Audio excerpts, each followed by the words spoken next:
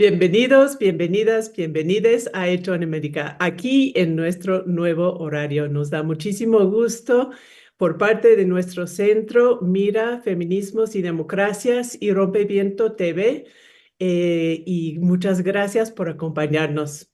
Vamos a estar aquí de las 4 a las 5 en Rompeviento de aquí en adelante todos los miércoles. Bueno, ¿qué tema que nos toca hoy? Anoche se aprobó con 86 votos la reforma al Poder Judicial. En una votación inusual, caótica, no sé qué palabra usar, frente a la irrupción por la fuerza de trabajadores del Poder Judicial a las instalaciones del Senado de la República se cambió al sede alterno y luego opositores provocaron riñas en las calles aledañas al sede alterno del Senado durante la sesión en que se discutía la reforma judicial. Vamos a ver algunos videoclips de lo que pasó anoche.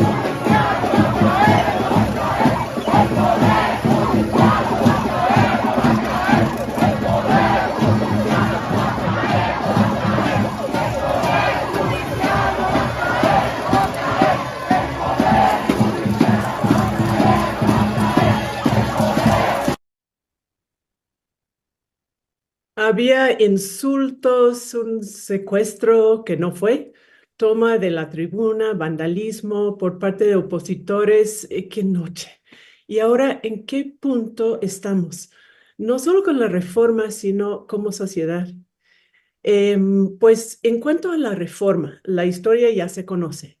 Fue redactado por parte del Ejecutivo con algunos insumos de la sociedad civil y el 5 de febrero el Ejecutivo presentó la iniciativa que reforma, adiciona y deroga diversas disposiciones de la Constitución Política de los Estados Unidos Mexicanos en materia de reforma del Poder Judicial al Congreso. Fue aprobado en la Cámara de Diputados el 4 de septiembre y pasó al Senado, donde vimos la verdadera batalla. Ahora va a los estados donde por lo menos 17 congresos estatales tienen que aprobar la reforma. Según algunos reportes, van 5 que ya han aprobado la reforma y también reportan que siguen las protestas en los estados. Lo voy a dejar allí porque hay mucho que decir y tenemos un excelente panel, me da mucho gusto para hablar conjuntamente sobre el tema desde distintos ángulos y lugares que pensamos aquí en Hecho en América siempre lleva a un mayor entendimiento. Damos la bienvenida a Pietro Amelio. Él es activista social por la paz y medio ambiente de Servicio Paz y Justicia y profesor y coordinador en la UNAM de Cultura de Paz y No Violencia. Gracias, Pietro, por acompañarnos. A ti, Laura, a Federico, a Jessica, quienes estén del público. Un gusto. También tenemos aquí en el programa a Federico Anaya Gallardo, es abogado constitucionalista y politólogo, defensor de derechos humanos y ha trabajado en Chiapas, la Ciudad de México y San Luis Potosí. Gracias, Fernando, por estar aquí en Hecho en América. Muchas gracias por la invitación y saludos a todos. Pietro, un gusto. Y vamos Igual. a ver si ya está bueno, estamos esperando la llegada de Jessica Sánchez. Jessica Sánchez Maya es co-coordinadora de Consorcio Oaxaca, Asociación Civil Feminista y coordinadora de litigio estratégico en casos de criminalización de defensoras por su labor. Ha participado en la presentación de casos y peticiones de medidas cautelares ante las Naciones Unidas y la Organización de los Estados Americanos, entre otros organismos. Ha trabajado en la defensa de presos políticos, casos de tortura, detenciones, desaparición forzada y violencia contra las mujeres. Bueno. Pues vamos a empezar con la pregunta obligada. ¿Cuáles son sus primeras respuestas a la aprobación de la reforma y el espectáculo que vimos anoche? Federico. Bueno, yo diría una cosa importante, porque ahorita todo el mundo está criticando que la reforma haya pasado con el voto de el impresentable Yunes. Y aparte no sabíamos cuál de los dos Yunes iba a votar, porque resulta que el padre, que es peor, era el suplente, y el hijo, que es menos peor, era el propietario. Y los dos estuvieron en el Senado. Pero mi comentario sobre eso es pragmático en el mejor sentido de la palabra. La de Jesús, que decía que nos enviaba al mundo a lidiar en medio de serpientes y teníamos que ser astutos como serpientes. El día de ayer, las cosas hubieran podido irse del otro lado. Los yunes hubieran podido quedarse en la coalición de derechas. Y entonces las noticias de hoy serían que los malignos, los impresentables, están con la derecha. Y de todas maneras, el proyecto obradorista para una reforma del Poder Judicial seguiría mucho más lento, nombrando un ministro, otra ministra y otra ministra en el futuro. La cosa va a ir más rápido.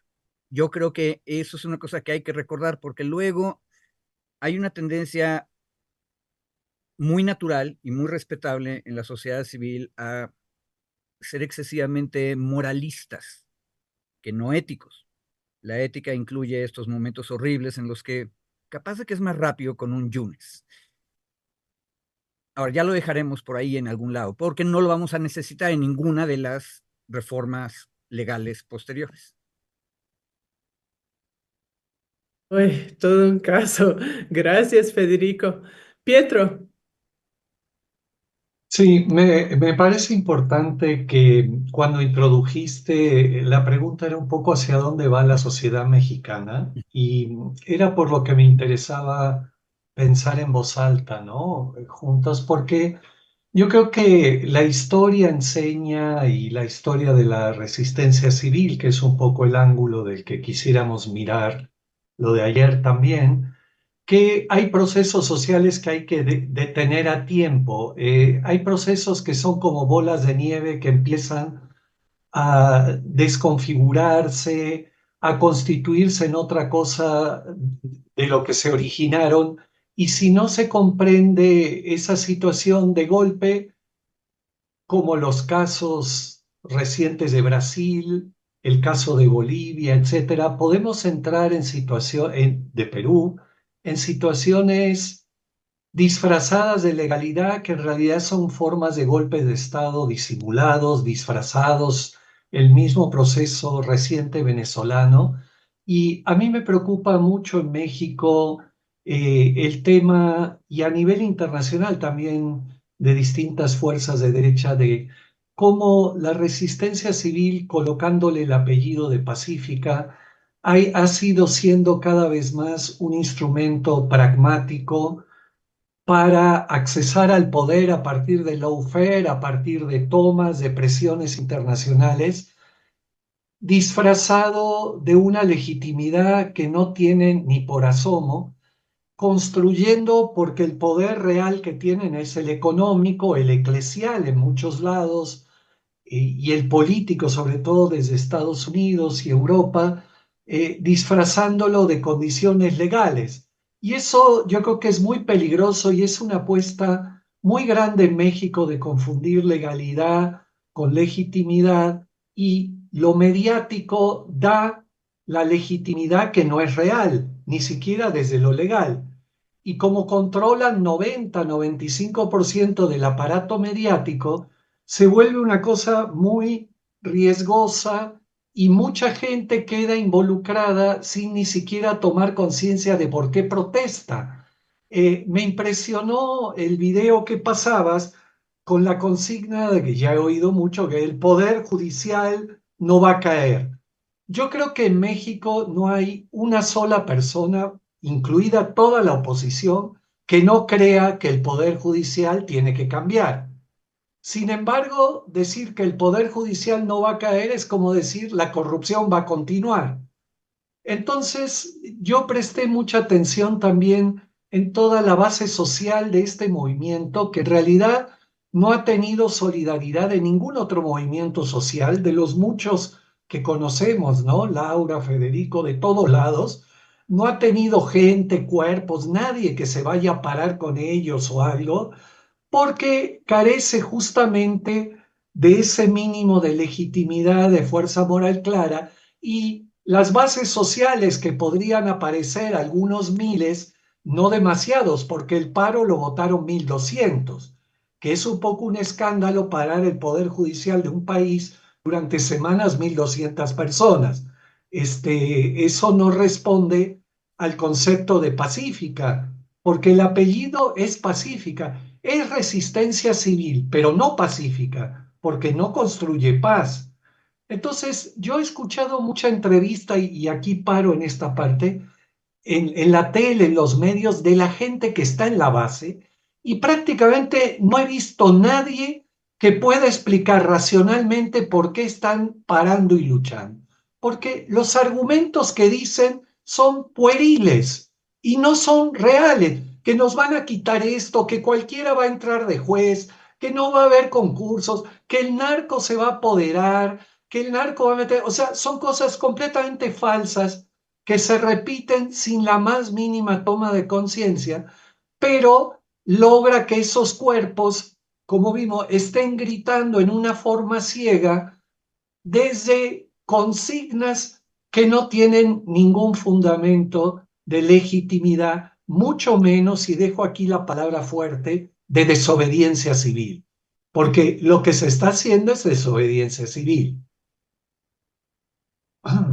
Es muy interesante este análisis de la forma de organización de la oposición, y creo que por mi parte, después de lo que vi anoche, lo que siento más que nada es un gran alivio de que ya terminó. Aunque bueno, pues sigue mucho, mucho que todavía va a ser controvertido, que va a ser que van a seguir las protestas y lo demás. Lo que pasa es que sin o con reforma de poder judicial aún enfrentamos grandes retos. Y en muchos sentidos, el reto es casi lo mismo. Hay muchos aspectos que la reforma no resuelve y que sigue por adelante la implementación y también el camino espinoso de las leyes secundarias. Federico, estamos frente pues a una situación ahora entonces de festejo de los ganadores y el lamento de los perdedores. Pero en lo que afecta a la sociedad, ¿cuáles son los retos principales que pueden quedar pendientes ahora? Bueno, yo pondría uno que tiene que ver con lo que dice Pietro. 1.200 personas pararon el Poder Judicial Federal de la República Mexicana, que tiene 132 millones de habitantes, o algo por el estilo. ¿Ok? Se oye horrible, ¿verdad? Ahora, el único problema es que cuando pregunté hace como 6 semanas cuánta gente acude al Poder Judicial, no encontré muchos datos. Y es más, en muchos foros a los que me invitaron en los últimos 2 meses, yo siempre le preguntaba a la asamblea, fuera de 50 personas o de 500, ¿quiénes han estado en un juzgado por cualquier tipo de asunto? Y la tendencia, Laura, era a que nadie. Ahora, cuando tú les preguntabas si era bueno o malo el Poder Judicial, así general, sin distinguir federal y de los estados, todo el mundo decía que era horrible. Entonces es obvio que alguien conocieron, o tal vez en 2 grados, alguien conocieron que había conocido a una persona que había sufrido alguna injusticia en algún tribunal. Y de ahí se generalizó algo. Pero, a ver, dato duro, porque la oposición en los diálogos la nombraba cada rato, el World Justice Project. La encuesta que suele hacer para ver si hay acceso a la justicia, lo que nos dice es que 70% de los mexicanos no acude a un abogado para resolver sus conflictos. Y 30% sí, pero eso es acudir a un abogado. Dentro del 30% están los que sí llegaron a un tribunal. O sea, son menos del 30%, pero seamos generosos. Ese 30%. Los poderes judiciales no tienen un impacto tan grande como el escándalo que hace el Poder Judicial Federal presume. Sí es muy importante el Tribunal Constitucional y sí es muy importante, y por eso hay un enojo grande del Poder Ejecutivo y el Poder Legislativo, actualmente dominados por la izquierda, porque el Tribunal Constitucional, la Suprema Corte, sistemáticamente ha estado deteniendo iniciativas que tienen que ver con derechos sociales. También con una organización económica más centralizada y dirigista del Estado, sin duda. Pero yo siempre saco este tema. La Suprema Corte de Justicia hace 3 años tuvo oportunidad de declarar inconstitucional la ley minera de Salinas. Se lo pidió la Semarnat y el Instituto Nacional de Pueblos Indígenas en amicus curiae públicos oficiales. Y la Suprema Corte decidió amparar a las 2 comunidades que habían logrado llevar su amparo hasta la Corte, pero no declarar inconstitucional la ley. Ese es el problema ideológico grandote del Tribunal Constitucional. Y por eso hay tanto enojo a nivel de los grandes poderes. Pero yo creo que la falta de respuesta que el movimiento en defensa del Poder Judicial ha tenido tiene que ver con que en realidad nadie sabe bien de qué se trata este asunto de los derechos de los jueces. Y tengo un amigo litigante muy conservador que hace 3 semanas indignó a todo nuestro chat de abogados, que cada día son más conservadores, tristemente, porque dijo, oye, qué bueno que se fueron al paro, supongo que van a dejar de cobrar. Y resulta que no, pues no. Y entonces él explotó, porque él sí litiga y tiene algunos asuntos que llevan ahí 15 años, es uno de estos litigantes fifís en realidad, que a él sí le afectaría que paren los tribunales. Pero él dice, supongo que van a dejar de cobrar, ¿verdad? Y no. Entonces hay un nivel de no importancia social, más ilegitimidad social, más confrontación política por el modelo izquierda-derecha, que pues no les beneficiaba mucho. Y del otro lado tienes toda la legitimidad. Y ahorita van a decir que todo el movimiento obradorista está manchado por un Yunes. Me suena que hay un desprecio muy grande a todo el proceso popular obradorista. Aunque si hubiéramos podido hacer las cosas sin Yunes hubiera sido mucho mejor, pero bueno. Este, Pues sí, sí. Y desprecio por el proceso democrático también, que debe ser pues la fuente de la legitimidad no solo en los poderes ejecutivo y legislativo. Pues en eso estamos. Pietro, quería regresar al tema de la politización profunda que existe y también el tema de que realmente lo que yo he encontrado es que en los dos lados ha sido difícil encontrar argumentos, más que en, digamos, fuentes especializadas, ¿no? En en lugar de un diálogo real sobre los posibles méritos y errores de la reforma, el proceso casi se ha reducido a lo que pues ya vimos, gritos de traidores a la patria, etcétera. ¿Cuáles fueron los factores principales que contribuyeron a esta situación de polarización? Y para ir un poco más allá, porque es el próximo paso, ¿cómo se puede pensar en resarcir estos daños? Bueno, yo creo que es muy importante ubicar ciertas variables para analizar esto, porque si no entramos en el juego del ruido, la confusión, que es precisamente el juego que la oposición ha tratado de construir los últimos 3, 4 años con enorme énfasis mediático y volumen. Primera cosa importante de lo que decías hace un rato, Laura, para mí la reforma judicial es un punto de partida, no de llegada. Y es un error verla como que se acabó algo. Al revés, empieza. Entonces, este argumento que usa mucho la oposición, todo lo que falta, el argumento de Norma Piña en su propuesta de hace 3 días, la seguridad, los fiscales, todo lo que hay que hacer, es el típico argumento, como diría Fromm, de los especialistas para confundir a la opinión pública, hacerte sentir impotente, ver el problema más grande de lo que es y entonces tirar la toalla y no hacer nada porque falta tanto, es tan complejo y complicado que no podemos avanzar. Entonces, ahí hay un punto importantísimo que hay que romper, de que inicia un proceso donde va a haber muchísima discusión más, aportaciones, que si jueces con capucha, cine, etcétera, etcétera. Va a haber mucho que afinar, consensar y discutir, pero eso no es ni medianamente una razón para no empezar el proceso que personalmente me da una enorme alegría que haya podido iniciarse.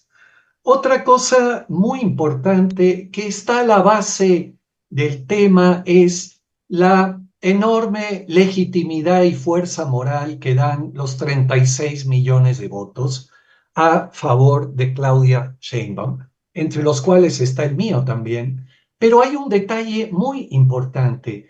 La diferencia de votos con Xochitl Gálvez fue 20 millones de votos.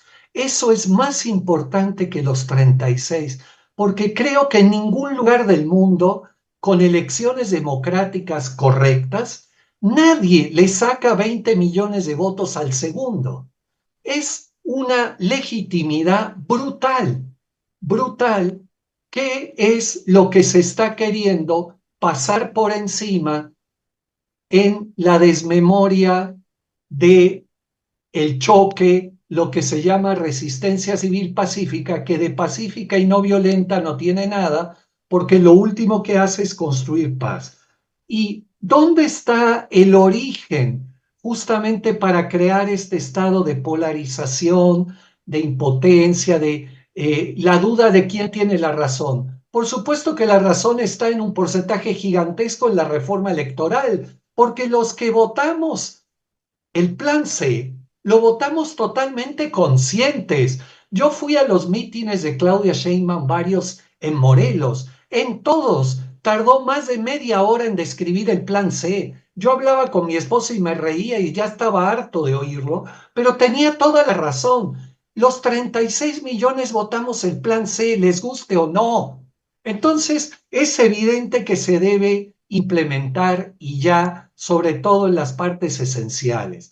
Pero una de las cuales, incluso que para mí puede ser igual de importante que el tema de la elección de jueces, es el Tribunal de Disciplina, porque ahí está el verdadero nudo gordiano que no quieren. El tema no es tanto la elección de jueces, donde muchos de estos empresarios llenos de dinero pueden comprar o dar dinero para la elección, no solo el narco. El problema es que hay un tribunal de disciplina de gente honesta que ponga en orden y castigue y sancione a los jueces que no cumplen y estar corrompidos. Ahí sí se viene abajo toda la estantería.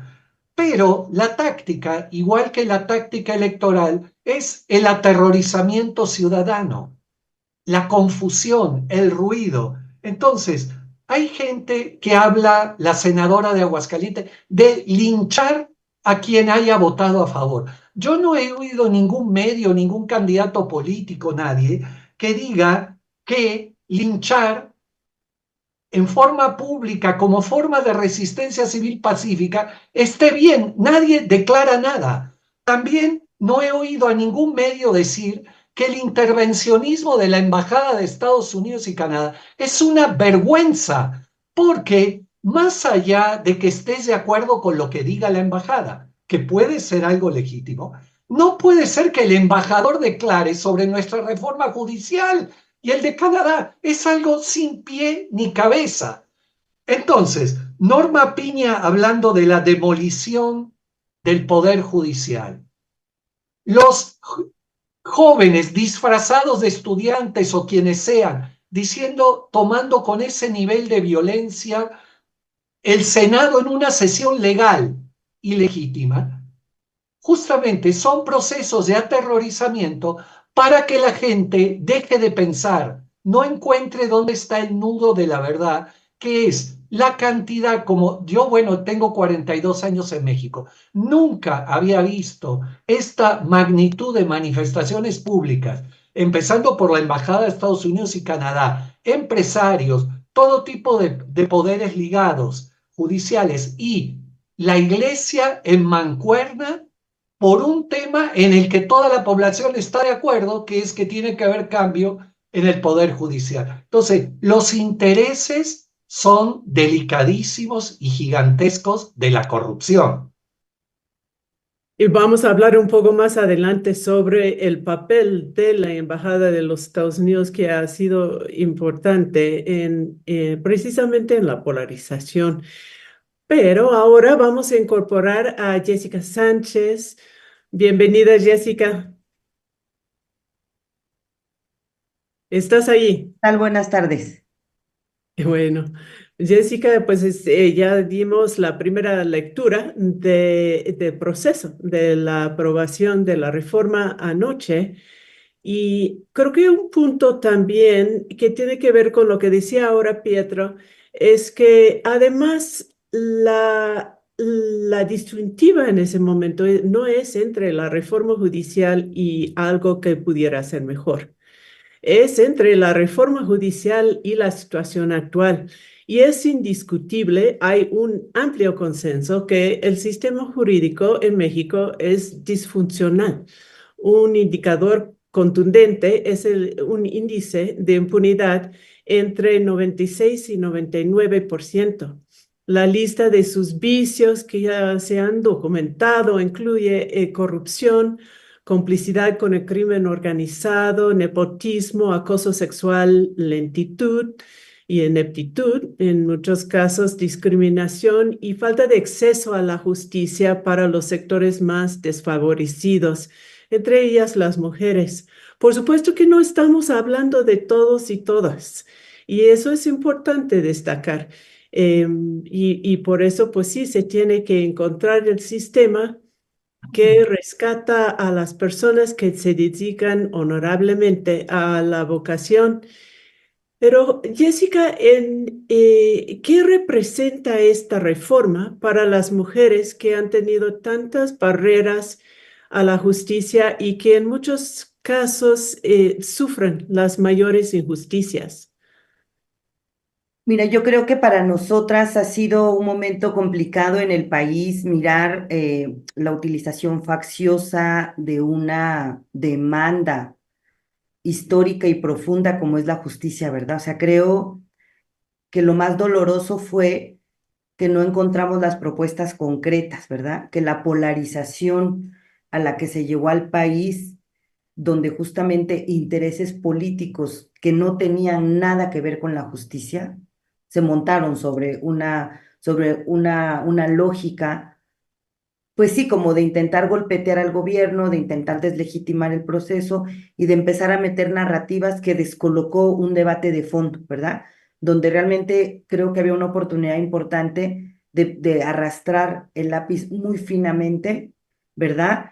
En el asunto de la violencia contra las mujeres, evidentemente tenemos casos terribles, no solamente de la negación, alargamiento, negación, obstaculización del acceso a la justicia, sino también de cómo desde el Poder Judicial Federal logramos documentar la utilización para fines personales, ¿verdad? En Oaxaca tuvimos el caso de Lubia Altamirano, donde el juez Fidel Gallegos justamente aterrorizó a la mujer, aterrorizó a diputados, a diputadas que hacían puntos de acuerdo, manipuló una cantidad de situaciones con tal de destruir a quien se atrevió a denunciar la violencia vicaria, a quien se atrevió a intentar ponerle un límite. ¿Y qué pasó? Todos los jueces y juezas del 13º circuito en Oaxaca se alinearon. No hubo un juez federal que pudiera hacer algo por esta mujer que estaba en pleno estado de indefensión, ¿verdad? Un diputado que se atrevió a subir a la tribuna a exigir justicia e imparcialidad, lo multaron por movilización del juez y su contubernio, ¿verdad? Entonces, ahí tenemos en Oaxaca el caso más profundo, doloroso, de cómo termina una mujer sin hijo, sin trabajo, relegada, denostada y acabada, porque como tiene mucho poder con sus aliados alrededor, nadie le da trabajo, nadie la contrata siendo una mujer con un currículum excelente. Esa es la realidad, ¿verdad? De cómo también el Poder Judicial se descompuso, se corrompió y se buscaron reuniones con Carbonelli, se buscaron reuniones en la Suprema Corte, se intentó colocar en el Poder Judicial y ¿alguien dijo algo? No. ¿Alguien le abrió la puerta a la mujer? Nadie. Todo mundo le ponía los portazos porque era un grupo de poder que tenía el control de quién negociaba los cargos, las secretarías, las actuarías, los juzgados, ¿verdad? Entonces, sí hay un grave diagnóstico de pudrición dentro del poder, ¿no? Lamentablemente creo que se nos quedó corta la reforma, ¿verdad? Y por otro lado, decíamos, las mujeres seguimos esperando la justicia, una justicia tardía, una justicia selectiva, ¿verdad? Y que justamente tenemos casos como el de Marilena, casos como el de Dafne Carreño, donde le conceden el amparo federal y se reponen procedimientos. El caso de Pablo López Alavés, un indígena ecologista preso por defender tierra y territorio, y que el juez federal, al mirar violación al debido proceso, que no tuvo intérprete, que no tuvo asistencia legal, ordena reponer después de 10 años y estamos empezando juicio, ¿verdad? Entonces ahí también se marcó claramente que la justicia era tardía, era sesgada y que los pueblos indígenas y las mujeres no han sido agenda importante para el Poder Judicial de lograr colocar la balanza por la desigualdad, la discriminación y la violencia estructural. Entonces tenemos serias deudas del Poder Judicial con la justicia de manera eficaz. Y efectivamente, es triste y lamentable cómo diputados del PRI, diputados del PAN, que estos partidos llevaron a México a un colapso terrible de descomposición, hoy sean los paladines, ¿verdad? Por supuesto que nadie les cree eso. Por supuesto que solamente fue un tema de oportunismo político y eso para nosotras es cómo se genera una apropiación de la derecha y de los grupos empresariales, ¿verdad? Para golpetear procesos políticos importantes. A mí me parece que es como bien importante cómo trascender, como yo coincido en lo que decía Pietro, este momento nos abre una ventana porque tenemos que empezar a monitorear, tenemos que seguir colocando los casos. Nosotras no vamos a dejar de litigar, ¿verdad? Nosotras no vamos a dejar de exigir justicia.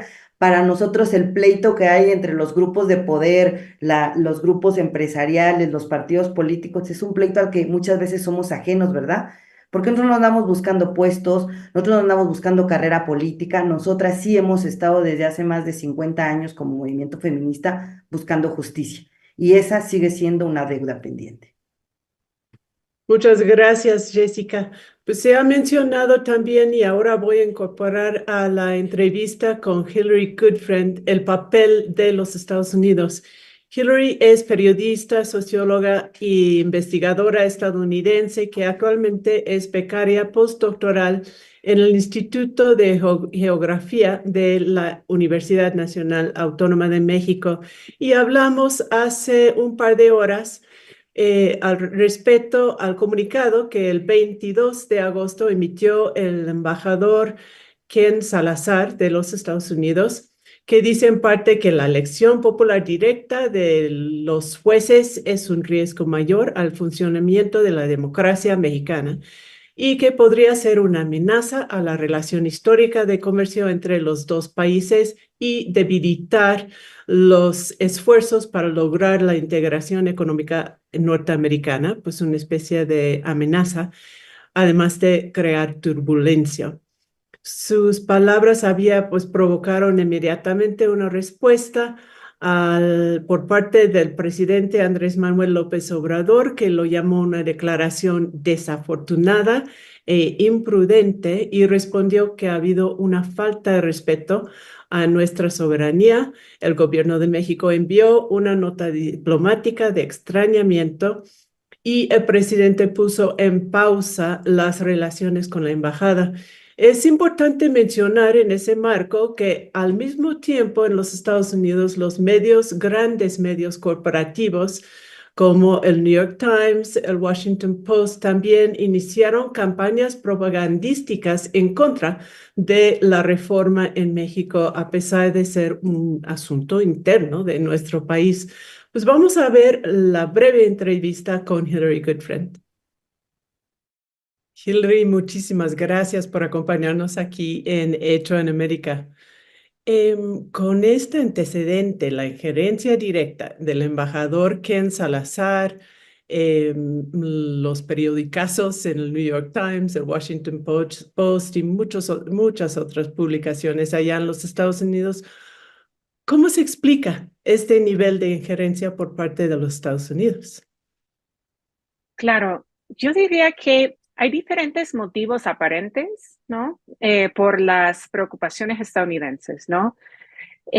Se habla de la injerencia del crimen organizado posible en las elecciones judiciales. Se habla de manera muy general de una desestabilización del clima de inversiones. Se habla incluso de una consolidación autoritaria del poder ejecutivo.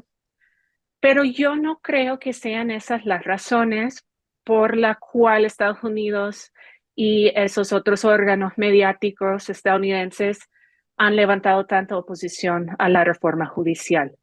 Se sabe que en Estados Unidos se eligen jueces, ¿no? En la mayoría de los estados, y que por otra parte existe un gran problema de corrupción e impunidad en la Corte Suprema de Justicia de Estados Unidos, un problema que el presidente Biden mismo ha buscado frenar con reformas propuestas, ¿no? Tal como es su derecho. Incluso hace unos meses el embajador en reiteradas ocasiones señaló que la reforma era asunto interno mexicano, ¿no? Y que no le correspondía opinar. Más bien, me parece que el gobierno está interviniendo de parte de intereses empresariales que ven con preocupación un renovado poder judicial y un renovado Corte Suprema que al responder a una voluntad popular pues podía estar más dispuesto a avalar las otras reformas constitucionales pendientes. Recuerden que la reforma judicial solo es uno de 20 propuestas de reforma constitucional propuesto por el presidente López Obrador al Congreso mexicano.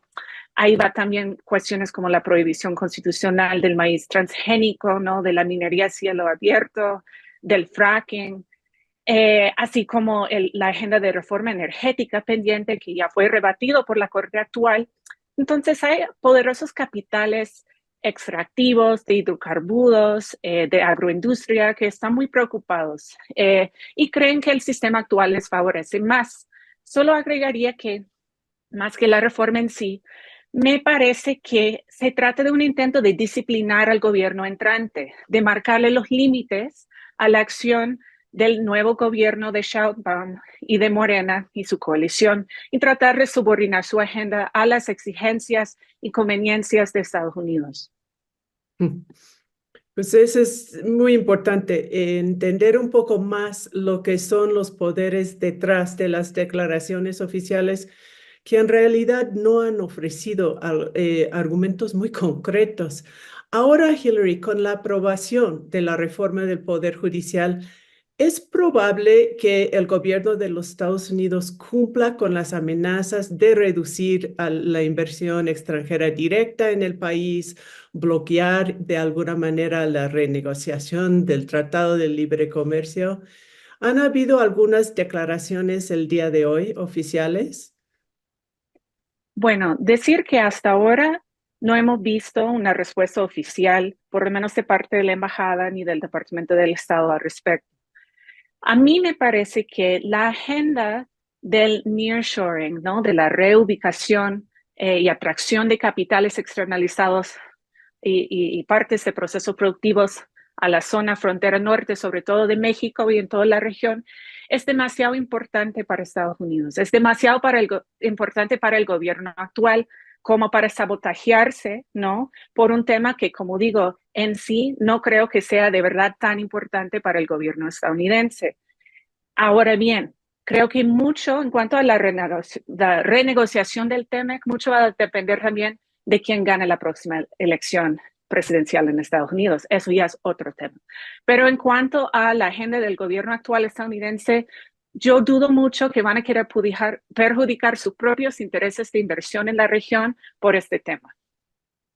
Pues sí, la inversión tiene su propia dinámica y, y intereses que no pueden ser tan coyunturales en muchos sentidos. Bueno, pues algún comentario final que estamos en este momento tan interesante, tanto por la situación aquí en México como en la relación binacional. Quizás nada más reiterar que Estados Unidos enfrenta su propia crisis del poder judicial, ¿no? Y sus propias demandas por una reforma judicial que hasta ahora no ha sido posible cumplir, ¿no? Por los propios bloqueos al mismo proceso democrático estadounidense. Creo que definitivamente no le corresponde al gobierno de Estados Unidos opinar y mucho menos intervenir en el proceso democrático mexicano en ese sentido. Hillary Goodfriend, muchas gracias. Estamos en contacto. Un abrazo. Muchas gracias. Ahí Hillary Goodfriend, periodista y socióloga de los Estados Unidos. En este sentido, es interesante ver que en lugar de caer, el peso subió después de la aprobación de la reforma. Había muchos factores que tienen que ver con los Estados Unidos, pero frente a la amenaza de que esto iba a ser el fin de México como destino de la inversión extranjera, etcétera, etcétera, resulta que pues sigue el business as usual, ¿no? Pues las cosas siguen sus cursos, incluso después de las amenazas de castigo de la esfera internacional financiera. Bueno, pues déjame ver si aquí tenemos algunos comentarios de la audiencia, como siempre, muchas gracias por enviar sus comentarios. Juan Francisco Morales Gallegos dice, lo importante es que se aprobó la reforma al Poder Judicial podrido y si la derecha o incluso la izquierda se quejan de persecución política por tener cuentas con la justicia, solo enfrentan, no sean llorones. Fer M. dice, queremos buenos jueces para que no los dejan salir. Raúl Mendoza se refiere a los delincuentes porque eso ha sido otro problema con el Poder Judicial. Raúl Mendoza Vázquez dice, coincido completamente, falso favor le hacen al PAN. Las estridencias, groserías y demás de la IEL y otros personajes tristemente célebres como ella. Patricia Gutiérrez Otero, ¿se sabe si habrá cargos contra quienes allanaron el Senado?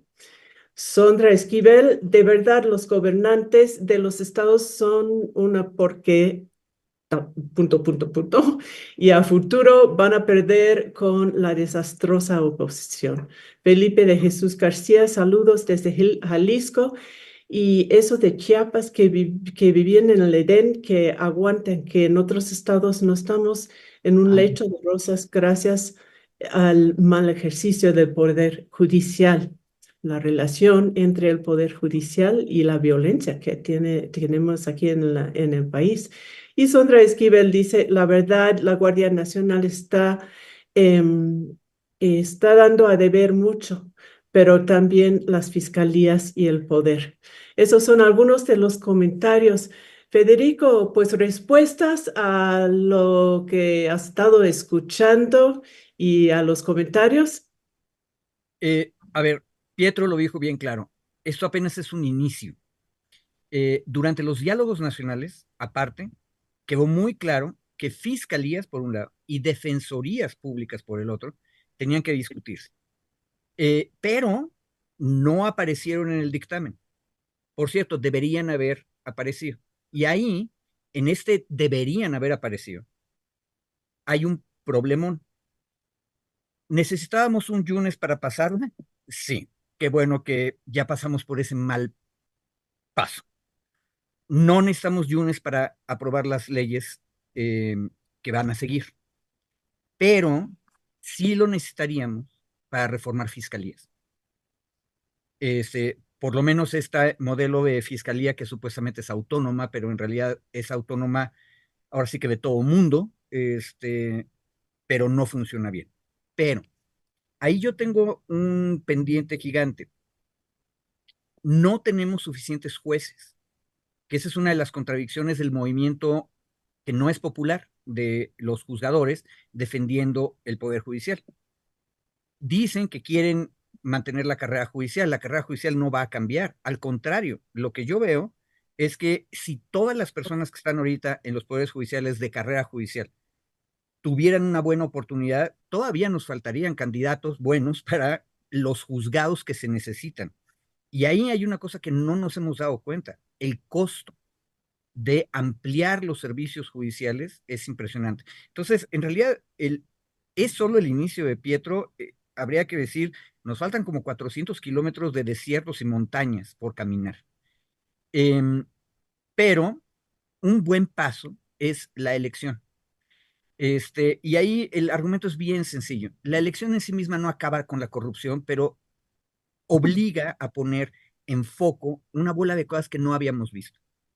Por ejemplo, a mí me encantaron los ejemplos que nos puso Jessica, pero acá en la capital federal, nos enteramos, no me acuerdo ahorita los nombres, de un caso en la zona mazateca, Mazatlán, Villa de Flores, no me acuerdo bien, donde tenemos un caso de violencia contra una mujer, pero estuvieron al borde de liberar a su agresor en el Poder Judicial del Estado.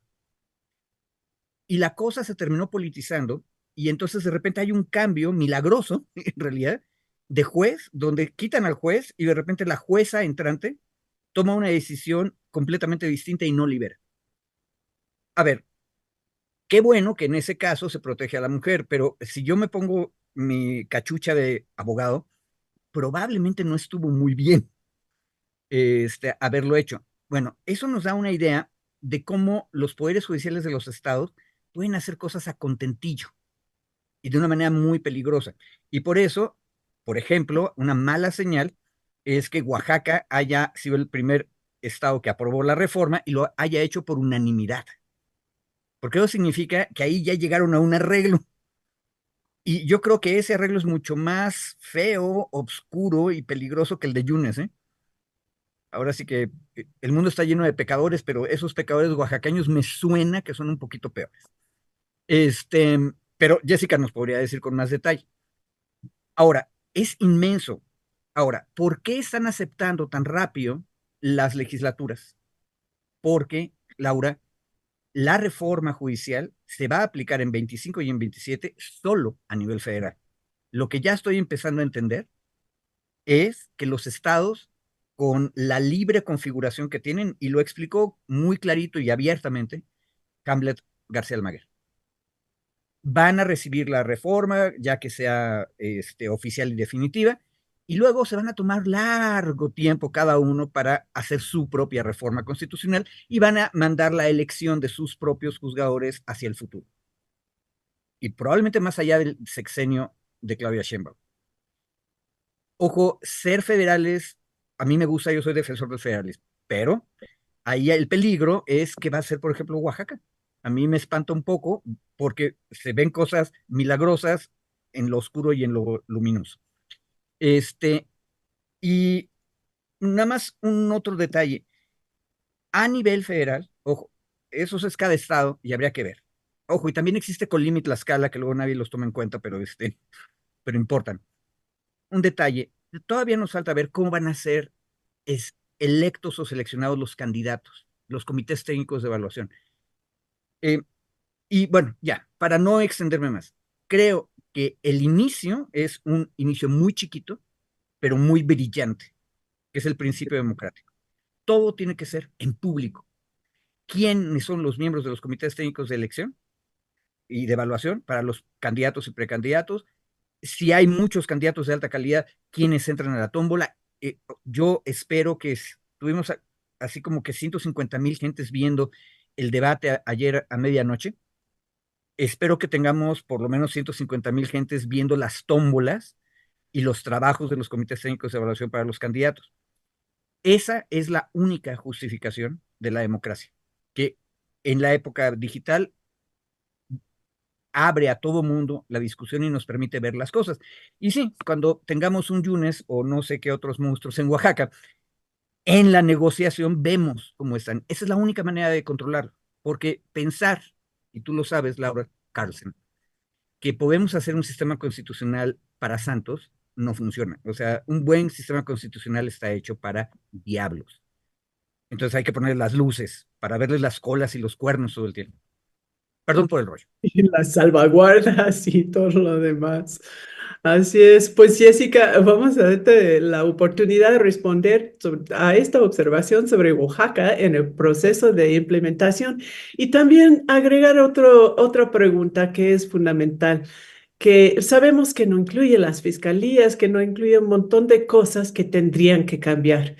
¿Cómo ir construyendo este pacto social en que sí los 150,000 personas se involucran realmente en ver las calificaciones de las personas que se proponen a ser juezas, a ser jueces, para construir un mejor sistema de justicia después de un proceso que ha sido muy polarizante y en este contexto de la necesidad de una reforma realmente profunda y también social en la cultura de la impunidad?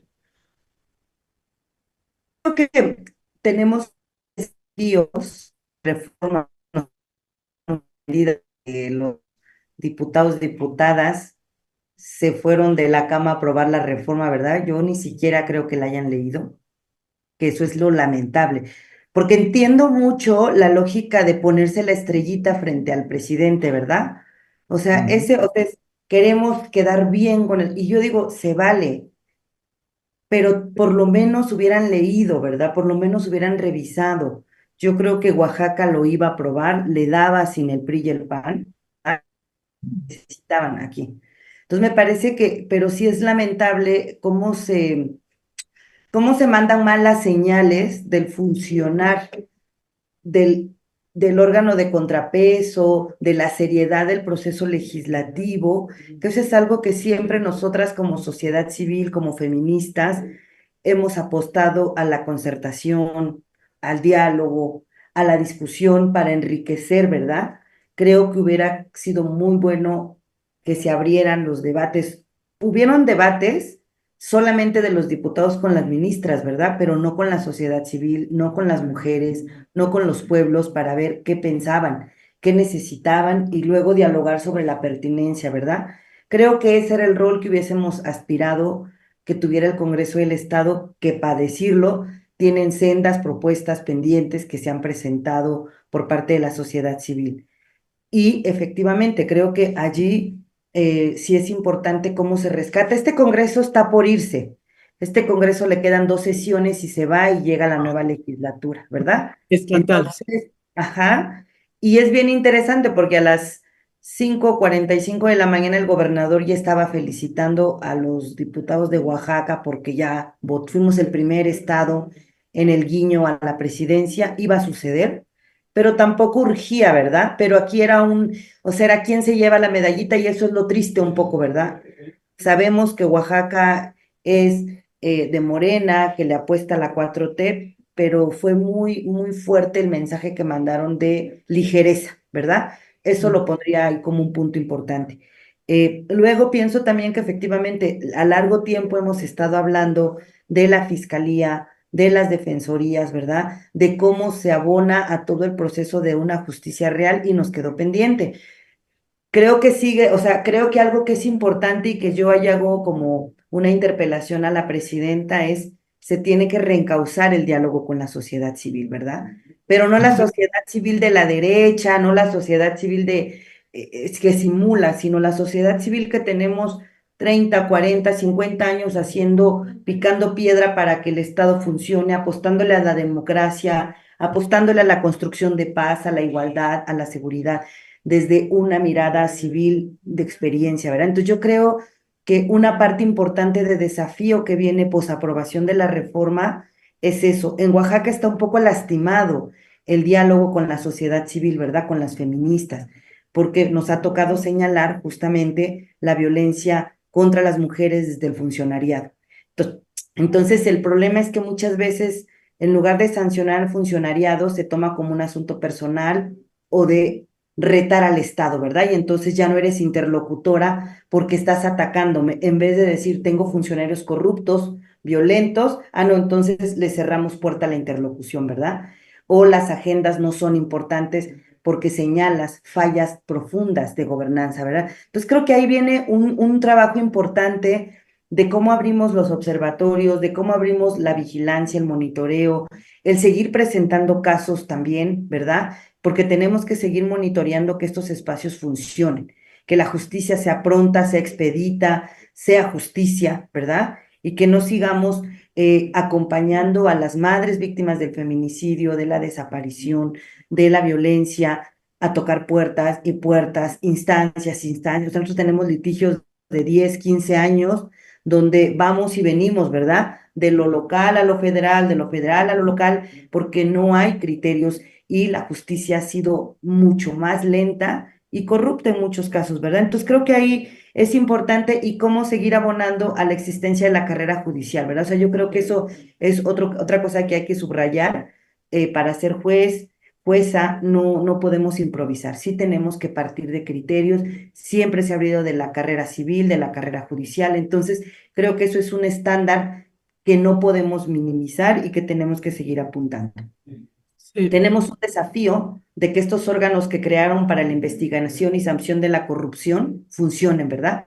Que no nos pase lo que ha pasado con la 3 de 3, ¿verdad? O sea, a la 3 de 3 le pusieron una cantidad de candados que no vamos a tener funcionarios cesados, que no van a haber candidatos. Nosotros metimos aquí en Oaxaca un escrito de un hombre que trae incluso resolución de Estados Unidos como violento y está como diputado plurinominal, ¿verdad? Entonces, ¿de qué sirve que las mujeres documenten que llegamos llegar los escritos a los institutos electorales si la 3 de 3 no se aplica? Entonces, ahí me parece que hay un desafío de cómo saltamos de la demagogia y del debate que hubo ahora a decir, estos órganos que crea la reforma judicial van a empezar a limpiar los tribunales, van a empezar a limpiar y a sacar a las familias que se incrustaron, a las mafias que se incrustaron, ¿verdad? Entonces yo creo que ahí estamos justamente mirando, esperemos que las expulsiones de los partidos puedan suceder, ¿verdad? Porque yo me preguntaba, ¿van a expulsar y entonces se van a ir a Morena y entonces la bancada de Morena va a ser más grande? ¿Les conviene o no la expulsión? Porque aquí ya hubo conferencias de prensa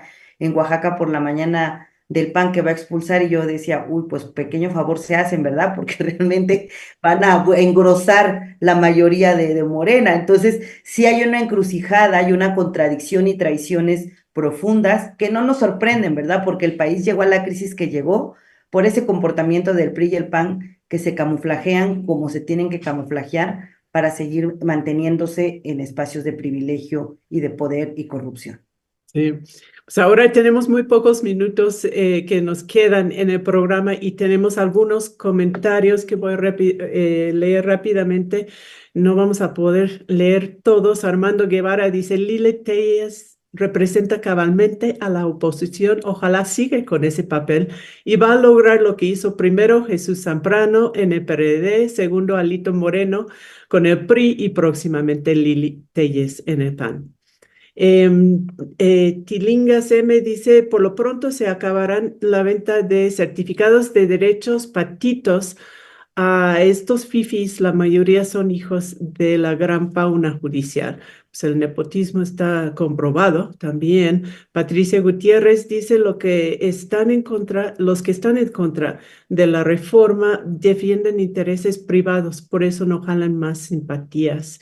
Y Josefina Aranda, excelente programa, felicito en especial a Laura por ese programa y Jessica por su importante y brillante exposición. Freddy Flores, solos se exhibieron penosamente los malos y pocos disque senadores del PRIAN RD.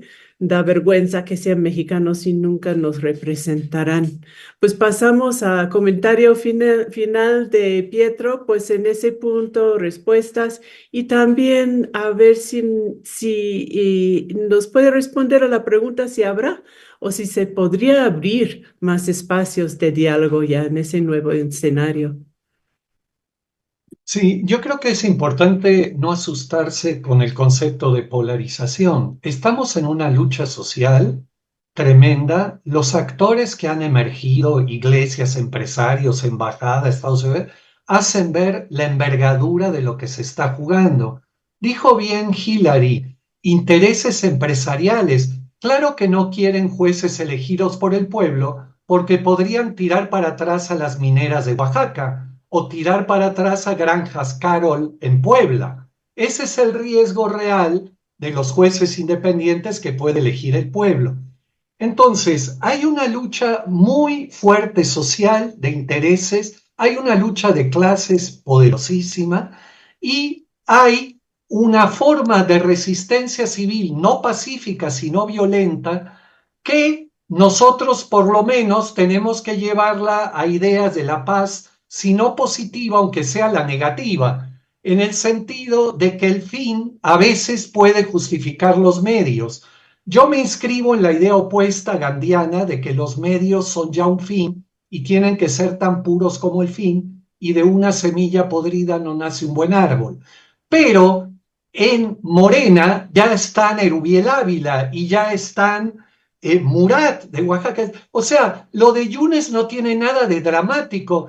Por supuesto que para lograr la paz en Gaza va a haber que hacer concesiones a Netanyahu. Y claro que esos no son los medios ideales, pero hay situaciones de alta emergencia donde el fin exige un cierto costo de realpolitik. A mí no me gusta, pero no voy a estar derramando lágrimas porque comparado a la realpolitik de la oposición, lo de Morena son niños de pecho comparada a la corrupción. Esa es una. La segunda, muy importante me parece, de lo que se dijo, o sea, la construcción de paz positiva lo más posible, pero con situaciones de justicia, que es así. ¿Cómo Norma Piña no está sometida o no va a ser sometida a un juicio político?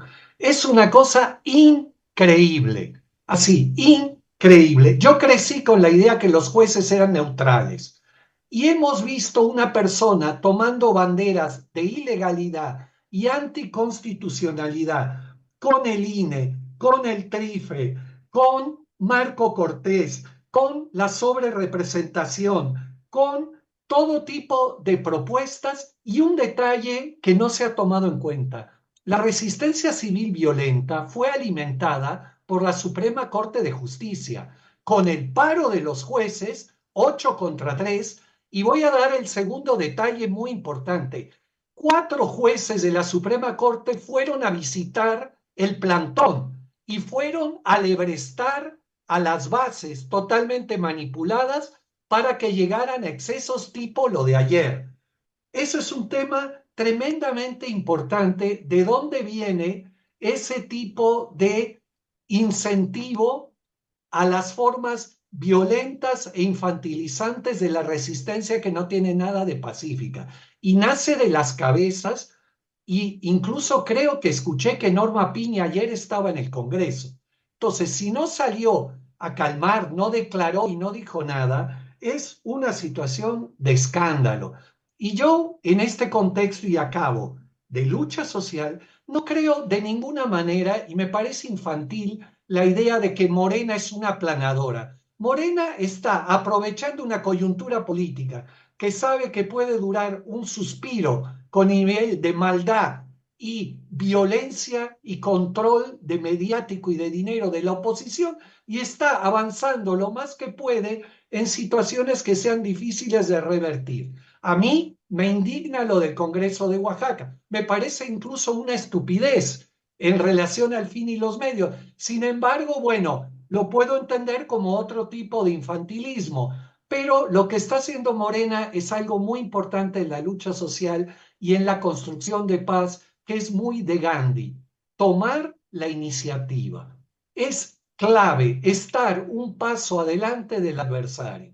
Y está aprovechando una diferencia de 20 millones de votos con la segunda, reitero, una fuerza moral gigantesca. ¿Cómo es posible que alguien hable de sobrerepresentación cuando le lleva al otro 20 millones de votos? Es una cosa para niños de pecho, es una discusión pueril. Como decía ayer este monstruo de la corrupción, Telles, la oposición tuvo casi la mitad de los votos del país. Es una calumniadora, es falsa como el horror, es un monstruo. Sin embargo, pues le dan medios. Sí, pues sí, llegan los medios en este tipo de declaraciones. Pues lamentablemente se terminó el tiempo. Hace falta mucho más tiempo para seguir discutiendo, pensando conjuntamente, como decía al principio, estos temas porque faltan muchos retos por adelante. Muchísimas gracias, Pietro Amelio, Jessica Sánchez, Federico Anaya por acompañarnos el día de hoy aquí en Hecho en América. Y recuérdense que nos vemos la semana que entra a las 4 de la tarde aquí en Hecho en América. Hasta pronto.